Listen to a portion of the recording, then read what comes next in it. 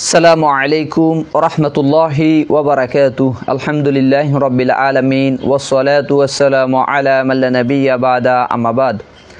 সমস্ত প্রশংসা আল্লাহ সুবহানাহু ওয়া তাআলার জন্য, দুরূদ এবং সালাম বর্ষিত হোক প্রিয় রাসূল মুহাম্মদ সাল্লাল্লাহু আলাইহি ওয়াসাল্লামের উপর।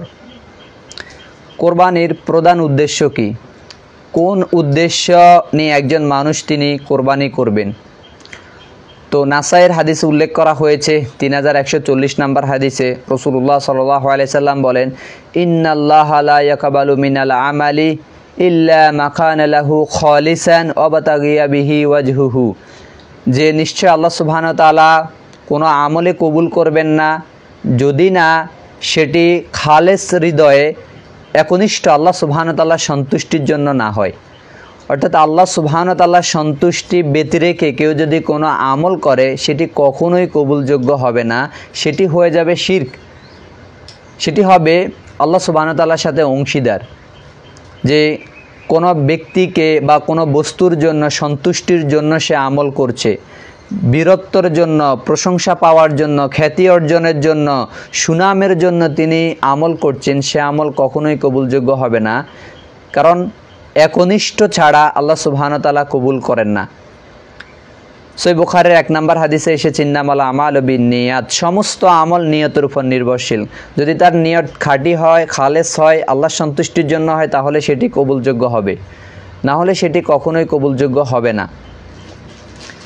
সূরা হজ্জের 22 নম্বর সূরা 37 নম্বর আয়াতে আল্লাহ সুবহানাহু ওয়া তাআলা বলছে, লা ইয়ানালাল্লাহু লুহুমুহা ওয়ালা দিমাউহা ওয়ালাকিন ইয়ানাহা লুহুমুত তাকওয়া মিনকুম, যে আল্লাহ সুবহানাহু ওয়া তাআলা বলছেন যে এই জবেকৃত তোমাদের পশুর রক্ত মাংস কিছুই আল্লাহ সুবহানাহু ওয়া তাআলার নিকট পৌঁছে না, পৌঁছে তাকওয়া মিনকুম, তোমাদের তাকওয়া।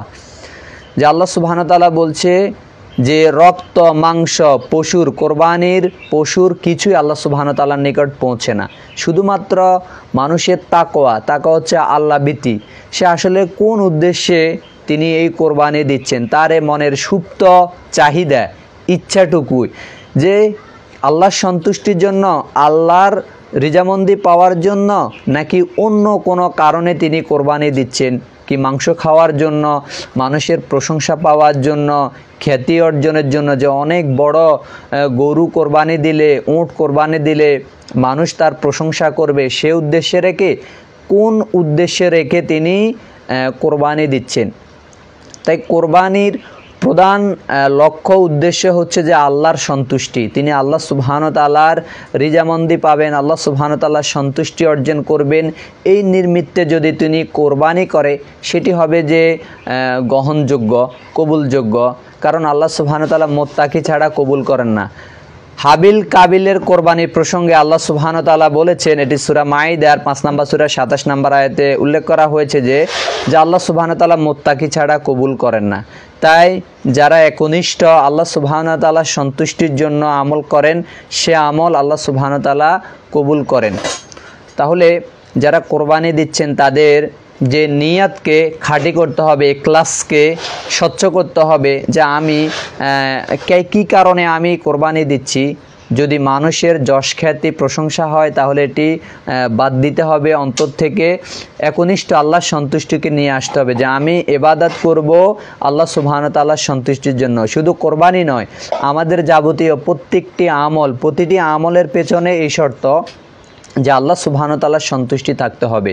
তা আল্লাহ সুবহানাহু ওয়া তাআলা সবাইকে একনিষ্ঠভাবে তার সন্তুষ্টির জন্যই কোরবানি করার তৌফিক দান করুক। ওয়াসাল্লাল্লাহু নবিনা মুহাম্মদ ওয়া আলা আলিহি ওয়া সাহবিহি আজমাইন। ওয়াসসালামু আলাইকুম ওয়া রাহমাতুল্লাহি ওয়া বারাকাতুহু।